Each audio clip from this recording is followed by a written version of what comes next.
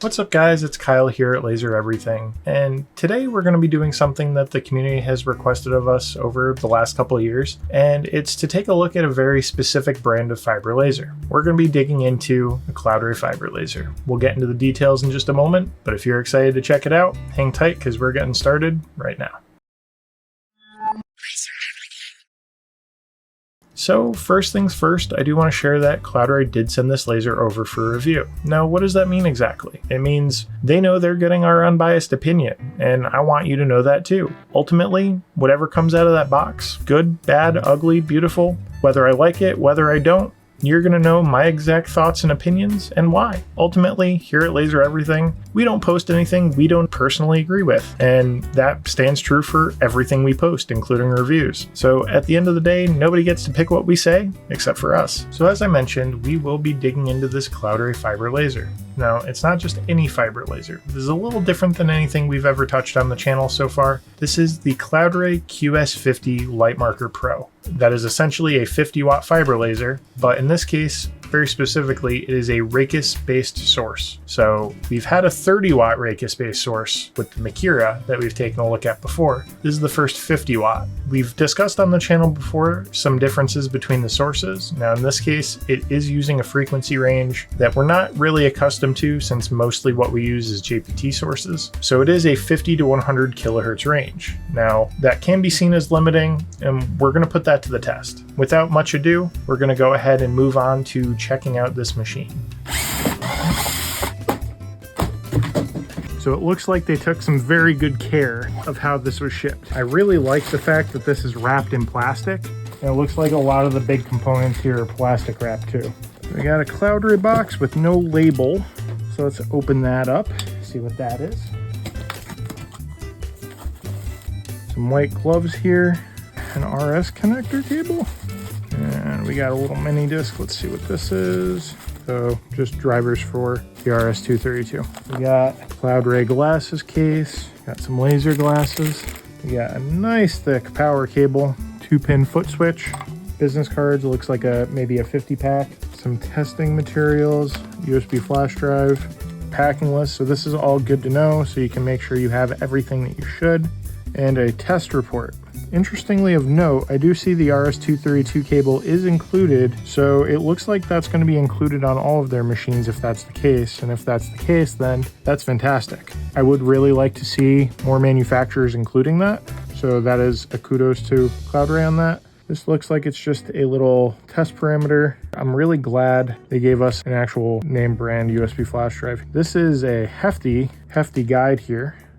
I am thoroughly impressed by this. And you got some stickers. So already I'm excited. This is looking like a really good beginner use case already, just based off of the documentation that's coming. We got a tower lock key, USB cable, a little label tag, our Allen keys, 2 little baby screwdrivers, and some bolts. Let's go ahead and pull out the platform first. So we got our plate, and we're gonna pull the tower out. So I actually need to pull out the bolts so that we can bolt down the tower. There's 3 different size bolts in here. The big bolts go to the tower, the base. So if you're following along at home, we have the base plate first. We put our tower in, and now we need to put the bolts in to hold that tower down. And we do that before we put weight on it so that it doesn't tip off the workbench or your desk, and you don't accidentally drop that laser path and break a lens or something. Okay, so our tower is secured. So next thing we need to do is we need to get this laser path opened up. So we want to remove this from the crate without twisting it too much or causing a problem. I don't believe we have enough to make it to the tower from here just yet. So we need to get the tower here a little bit closer. I'm gonna go ahead and unwrap that. So what we're gonna do here now that the tower is a bit closer, I'm gonna get a laser path, that's what this is called, facing the correct direction and up on the tower. And then we're gonna get that bolted into place so that it's up and out of our way and safe. Another thing you can do to help you get set up just a little bit easier is get these guide rails here on the bottom side of the laser path What you can do is you can space them out so that they're roughly in place. You can slide the whole path back and forward until you find the bolt and get it into the right place. Just don't screw them down all the way until you have all 4 bolts in. However, to do that trick, you do need to have them somewhat centralized on this rail. Now, for affixing the laser path to the tower, we're going to be using the skinniest of the bolts. The remaining 4, the middle-sized ones, are actually for affixing things to the work plate. So for reference, the tower bolt is 6 millimeters. Now we're moving on to the laser path bolt, which is a 4 millimeter hex size. From there, this tower is going to go up on the bench. Best thing you can do is lay it on its side. Very gently and carefully pull it out. All right, so we have our laser tower here up on the workbench, and we have our laser path here that we need to go ahead and connect. Another tip when you're getting this assembled is have the tower up high enough so you can peek your head under and feel for those bolts to see where they're at, and have enough height so that you can get the screws in comfortably. You don't want it so high if you're working with a real tall tower that putting it up there could cause it to go off balance and you not have a good handle on it. And what I'm doing is I'm just doing a quick little basic alignment with the bolts up to the side. So we got our first bolt started there, 2 bolts down, and 3 for 4. And another tip is if you're having a hard time aligning that last bolt, loosen them all up so you can slide the laser path back and forth, and use your phone in selfie mode to get that bolt lined up, which leaves the last 4 bolts here. These are probably going to be used for affixing things to your bed. We do have one more box here. So we got our rotary, got some extra teeth for the chuck, and we actually have some nice longer bolts for the rotary. And our rotary is a standard 4-pin, which is fantastic because this is probably going to be cross-compatible with a lot of other devices. So we got the Cloudray here set up. I'm happy to say, at least on the packing list, of the 18 items, all 18 arrived, which also includes the hex wrench. It also includes the bonus add of the RS-232 cable, which is great. Normally, I haven't had a machine come with that yet, so that is a step above and beyond in my opinion. In terms of the fit and finish initial impressions, it looks like a pretty good build. I don't have any outright complaints about how it was packaged, shipped, or what appear to be the fit and finish. One thing I am going to do, it's something we do with all of our reviews, is I'm going to go ahead and dig into this machine. We're all going to take a look and see what it looks like. While I am cracking into the case to be thorough, I am going to go ahead and time-lapse through a lot of this and maybe share some close-up shots. The intent of this isn't to cover every possible thing now. This is just a first look and I am trying to be thorough, but we will have future updates. If you feel like I missed anything or if you have any questions, definitely leave a comment down below and I will get back to you or include that information in the future updates I do.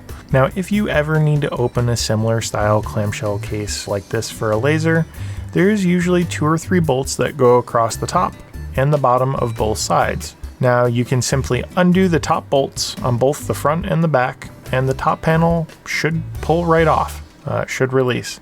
That will allow you to slide both side panels off as well, usually, and that should give you access to 99% of the machine without having a huge mess and panels everywhere. Of note, there is a warranty if removed sticker, and while I'm not digging into that whole or debate or topic, I did ask them about that, and they let me know that actually carries the ID number for the machine itself. It's used to reference the warranty information, and that said, the expectation of the laser owner having to eventually service and troubleshoot the machine if something goes wrong, I can live with that answer of the sticker not being tied to the warranty itself and just the ID you need to pull up that information with them. The wiring itself is very clean, labeled, well organized. There aren't really any rat's nests or wires or anything like that hanging around, and everything is fairly easily identifiable and sorted. Everything looks to be assembled with servicing in mind, so if something does go wrong with any of the components, front panel switch, the relay for the controls for the machine and power, it looks mostly to be modular, with mostly simple plugs and disconnects to swap over anything that might have failed, so you don't really have to worry about dealing with too many individual wires or anything like that in the case of a failure, unless it's directly to a power supply, which should be a relatively easy swap anyway. Now they do note on their website, as part of one of the updates of going from the normal to the Pro series, which is what they're on now, it appears that the non-light version of the EasyCAD 2 card is now being used in all of their Pro line. So that said, I did validate that this appears to be a non-light card, so that is fantastic. The only other thing I do want to mention while I'm in the internals here is that they also seem to have mostly used Meanwell power supplies. There is an exception there where there's one Cloudray power supply and one ZBTK, which appears to be for the Galvo head. And I do recall some of the older models, not the new Pro line, but the older models that some of the members of the community have sent in did not have Meanwell power supplies. So if that's a change based on customer experience and feedback, then that is a welcome change and good on them for the update. Power supplies in machines like this are not something to skimp on, and in the current configuration, it looks good. All right, so we got everything wired up, all cable managed, all plugged into our little system. The next thing to do is get this USB drive out and import our EasyCAD things into LiteMarker. I could test it out in EasyCAD, but honestly, I don't really want to swap back the driver right now. It's going to get used on LiteMarker in one way or another, so that's where I'm going to start my testing. I am going to switch back to EasyCAD just to give their base config a try, but in the meantime, I will be importing their EasyCAD config into LiteMarker as a base, and we're going to see what happens. So here we are in LiteMarker. We're in our USB drive, RS-232 file, videos, operation manual, and software. So I'm going to go ahead and copy this one, drop it onto my desktop. So we got that zip file unzipped, and we're going to go ahead and open up our EasyCAD folder. I'm going to just import the generic config for this laser. So let's go ahead and load things up here. So we got LiteMarker, we got devices, and as you can see, we have a lot of lasers here. So what we're going to do is we're going to create manually.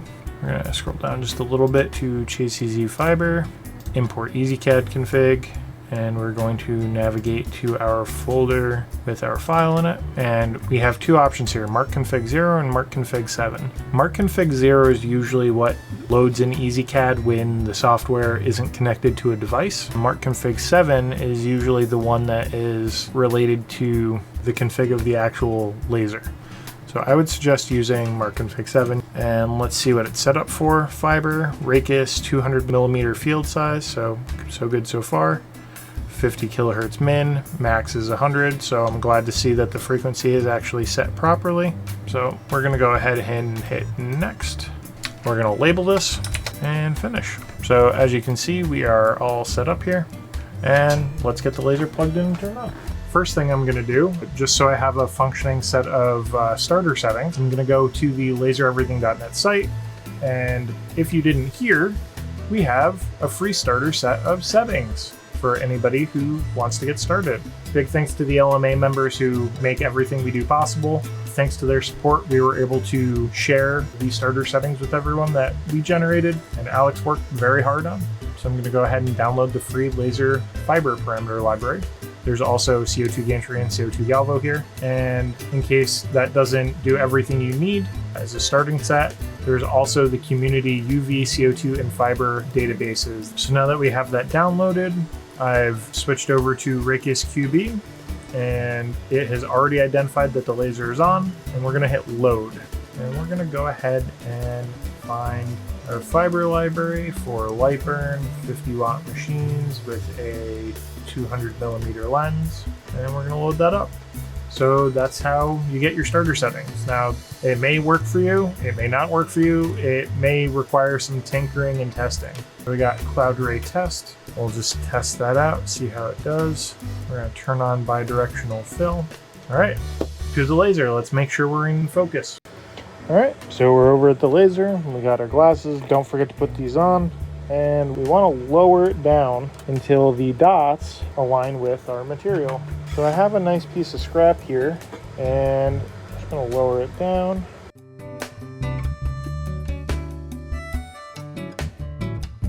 All right, and let's get it framing.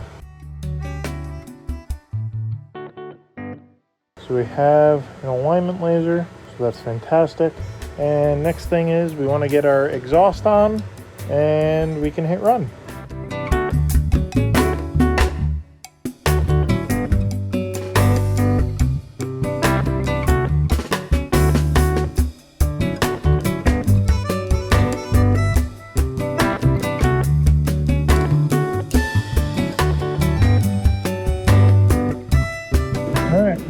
we have a mark. Is it pretty?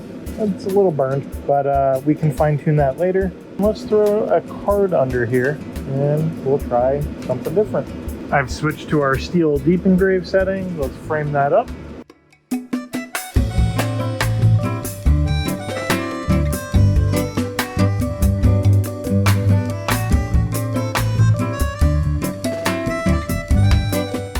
Well, that's it, guys. As you can see, we got our little test. So as a first look, I think we're looking pretty good. I'm definitely going to need to do some fine tuning because I warped that card pretty good, but so far I'm pretty impressed.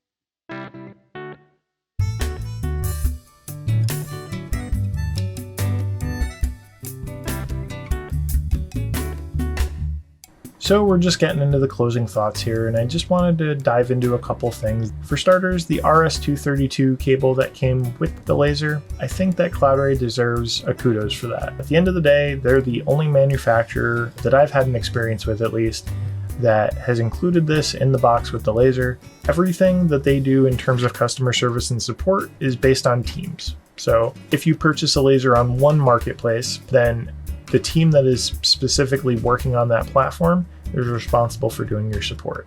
And the only other thing I did learn as well is that you can actually custom order through their website. So if you need that level of customization that's available through other manufacturers, I just found out they offer that too through contacting them through their website service. So there's that.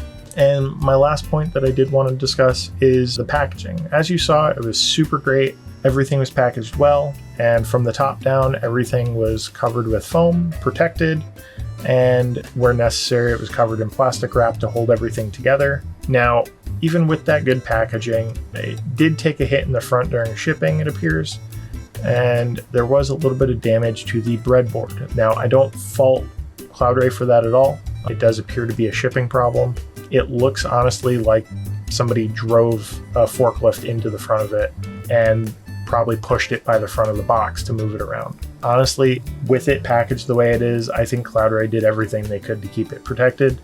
The only thing they could really do beyond that is maybe use thicker plywood, but if it's taking damage as is, I think it's just negligence on the shipper's part, and there's not much they can do about it at that point. That's going to conclude it for this one, guys. If you enjoyed, smash that like button, get subscribed, hit the bell icon so you get notified when we do our next upload. If you want to check out this laser, I will leave an affiliate link in the description below. It does help support us, our team, and the channel and all the projects that we do, and at no additional cost to you.